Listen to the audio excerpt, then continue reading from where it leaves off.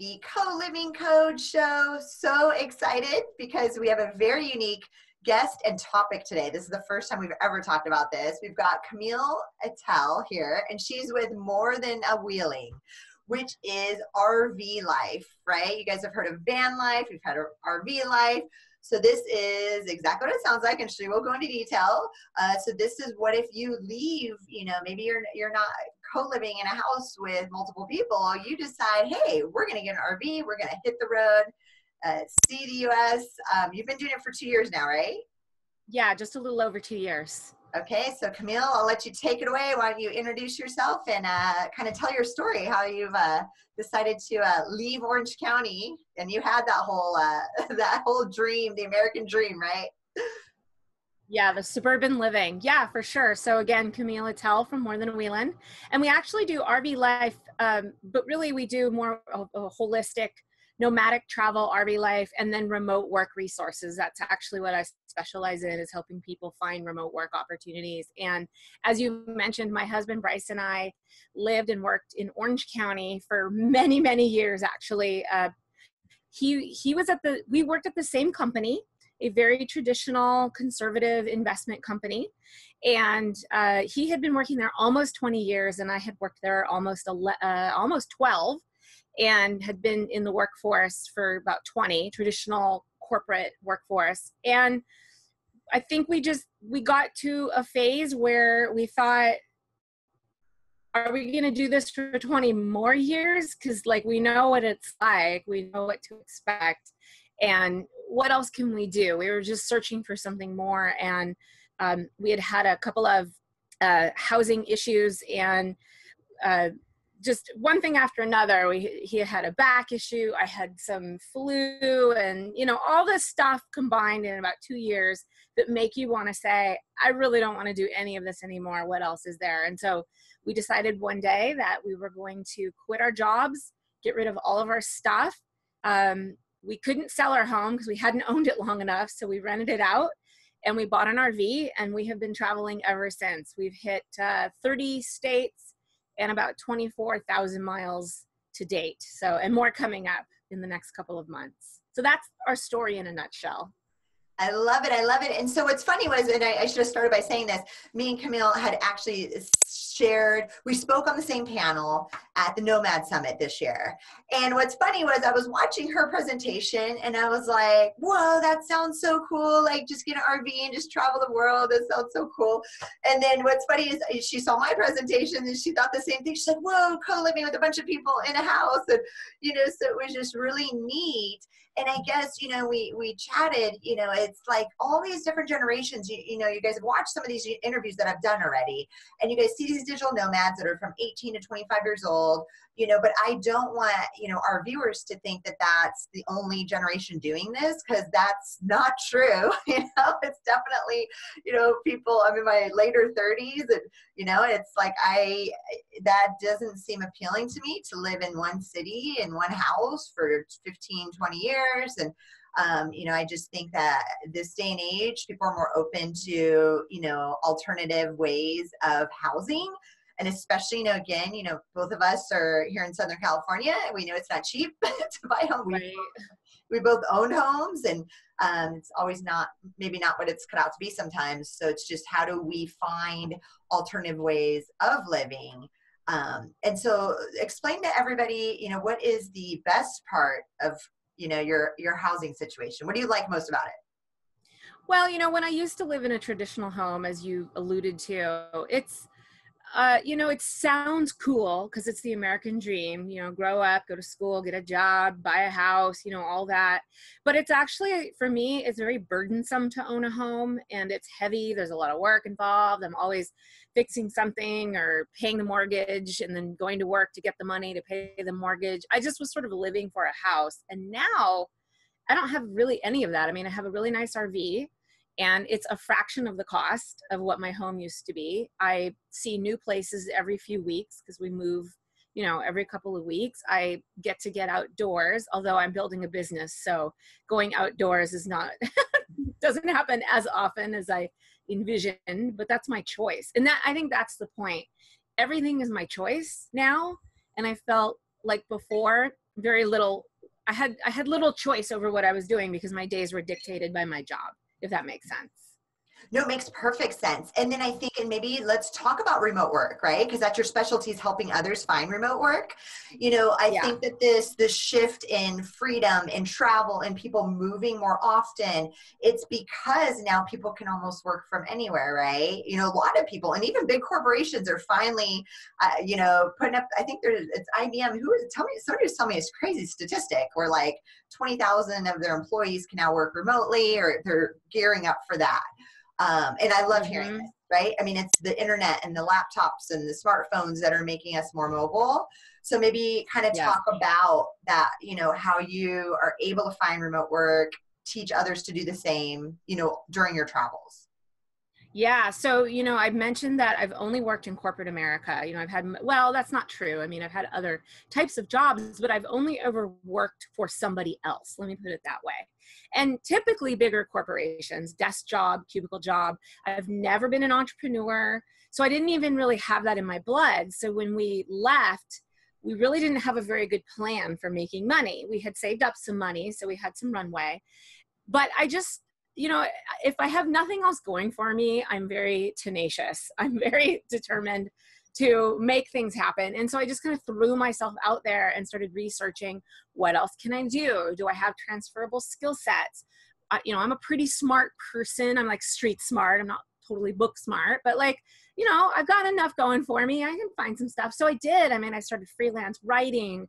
I started blogging. I started getting contract work. And I just found that there was actually so much work out there that it's overwhelming. I think it's overwhelming for someone who's coming out of a traditional workforce, who's never done anything like that, to picture like what's possible. And I think most people think there are no jobs, when quite the opposite is true. There are so many of them. It's a matter of wading through all the noise to find the ones that actually work for you, what you want, need, and what you're good at.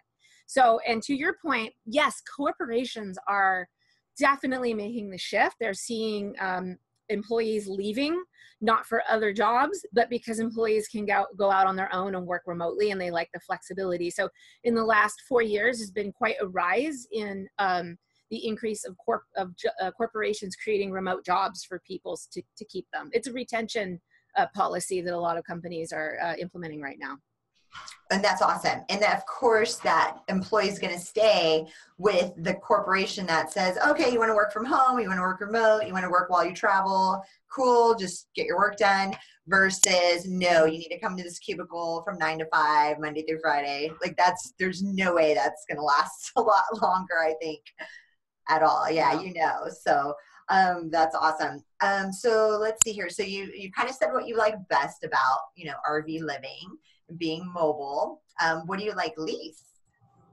So what I like least about it is a little bit, it's unstable, at least for me, the way I travel. It's not true for everyone. Some people are doing it right, where they stay in a place for a really long time, but we move a lot, and that is, it creates a lot of instability. So it's like, the next place I go, I don't know what the internet's going to be like. I don't know what the Wi-Fi or the strength signal will be, which impacts my business. I don't know if I'm going to like the area or the park, or like, where's the grocery store? So you lose a sense of familiarity. You also lose a sense of community. You don't have the people in your neighborhood, or if you went to church or you had friends, you have to kind of create that over and over again. Luckily, though, there are some really amazing groups. You know about them because this is your terrain too. So, developing online communities and, connecting into other nomads or other RVers, that really helps create a little sense of community. But, when you're always moving, there's definitely an impact to always being on the go. So that's probably my least favorite.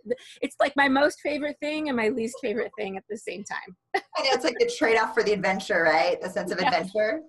Yeah. And then your mail. So, and I've never talked about this I should get them on as like a sponsor or something, because I even moved over to, it's called virtual post mail. Mhm. And all my mail is going to like an address actually here near Los Angeles. And then they'll scan it for me, or Mhm. they'll mail it to me if it's something that needs to be mailed, like a check or debit card or something. But yeah, I finally, or I think maybe 8 months ago, was like, I'm so sick of like moving houses and Yes. all my mail is all over the place. Now it's just going there. It's like $30 a month or something. And it will never, that mailing address will be my mailing address forever. What do you guys do for mailing address? We do the exact same thing you do. We use a virtual service, although a different one. I think ours is traveling mailbox, and they scan like the outside, and then we have the option to open it or not. So I think that's the way I'm always going to do mail no matter what from now on. So much easier. I know, right? Because even if you can tell if it's junk mail or not. And you're right. They put a picture of the envelope, and I'm like, oh, and then you just scan the ones you want them to scan. Yeah. Yeah.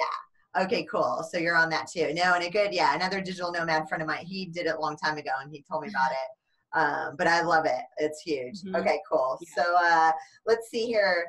I definitely want to go into, because I know so a lot, again, our viewers, it's fun doing this show because I really want to show the owners of these co-living home concepts and how they're running it, how their day-to-day is.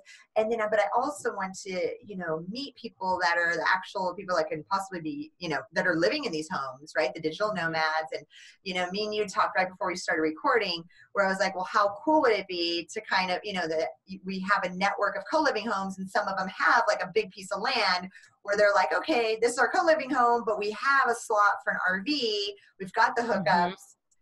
Why don't you park your RV next to our house for the month? Or, if we can create that environment and that community globally, and just kind of tie those two. Because you have I don't know if you know the number off the top of your head, but how many, well, let's just say in the States, how many people are doing this RV life? Do you know a rough number? Well, I don't. I know that there are some industry stats on that because the RV industry keeps a pulse on that. But I can tell you that in one Facebook group alone that I'm really active in, there are over 30,000 people in that group, either already on the road or planning to get on the road. And that's just one. And there are probably 50 of those Facebook groups out there. So, and there's overlap, but I mean, there's a lot of people and more every day. It is such a huge, there's such huge growth. If you look at the industry stuff, which I haven't for a while, this last year, 2017, was the biggest year for RV sales ever. I mean, it topped like 2 or 3 years combined. I mean, it's just growing so big. And a lot of that has to do with the van lifers, right? And the younger generation kind of getting into the lifestyle. So now we really do have the diversity of age range, because people used to think of RVing as like retired people do it. Yeah. But now we have people coming out of college who are like, I don't want to get a traditional job. I know I can make money online or be a digital nomad. So I'm going to get a van, and they would love a co-living house. I mean, are you kidding? People would pull up, and people like me who are building a business, like if I could go tap into that energy somewhere for like a week or whatever, or a month, I would totally do that. So I'm like, I feel like we're building a new business concept right now in this live chat. we might be where it's like, yeah, these co-living home owners are going to be like, wait a minute, I have extra land. I can put the hookups in. I can charge this much a month to have a couple RVs parked, and it's just extra revenue for them. And then it's merging the communities. And I think you're, just like you said, it's that maybe you lack that community when you're moving around, but how cool would it be to like, okay, I'm going to be attached to this co-living home, and this is what they're doing and what they're all about, and we're going to plug right into them for the month of January or something. So yeah, I think you guys heard it here first. That's right. Van life and RV life, like merging together. Cool. So and that was going to be my next question, was the demographic, the age demographic you see is kind of like across the board now probably between especially van life and RV life. Yeah, they do attract a different audience for sure, a different clientele, I guess. Yeah, but it is getting incredibly diverse. So I've been to a couple of RV convergences and kind of like the Nomad Summit that we went to, very similar style. And the first year I went, I would say it was a little bit younger of a crowd, like maybe 35 and below. And then last year I went and it totally shifted. It was like 35 and up. So it was just amazing to see such a swing in 1 year. And then there's a group called Escapers. I work really closely with them, and they provide resources to working and active RVers. So for people who work on the road, I mean, there's whole communities that serve people, not just in age ranges, but really like where are they in their phase of life? Because like I said, it's not just for people who are retired anymore. Yeah, escapers. I've heard that. I've heard that term a lot recently. What exactly would that be?